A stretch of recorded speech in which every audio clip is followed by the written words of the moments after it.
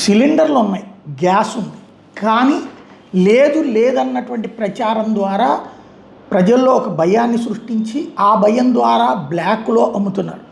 Domestic cylinder ఇప్పుడు 2,000 నుంచి 2,500 దొరుకుతోంది, ఏది కనెక్షన్ లేకపోయినా సరే. అదే సమయంలో కనెక్షన్ ఉన్నోళ్ళు అడిగినప్పుడు విసిగిస్తున్నారు. అట్లాగే కమర్షియల్ సిలిండర్ లేదని చెప్తారు, 4,000 రూపాయలకి దొరుకుతోంది. ఇట్లాగా దోచేస్తున్నారు. 1,500-1,700 రూపాయలు ఉండేది 4,000 రూపాయల దాకా. మరి 4,000 ఉన్నప్పుడు దొరుకుతున్నప్పుడు అది లేనట్టు కాదు కదా.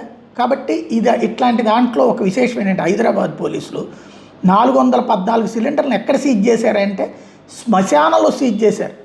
21 లక్షల రూపాయలు విలువైనటువంటిది. మొహమ్మద్ అమీర్ ఒక గ్యాస్ ఏజెన్సీ నడుపుతున్నాడు.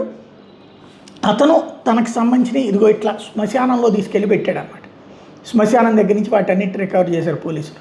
ఇప్పుడు ఇట్లాగ తయారైంది. కొత్త దరిద్రం ఏంటయ్యా అంటే ఎక్కడో ఒక చోట దాచి బ్లాక్లో అమ్ముతారనమాట.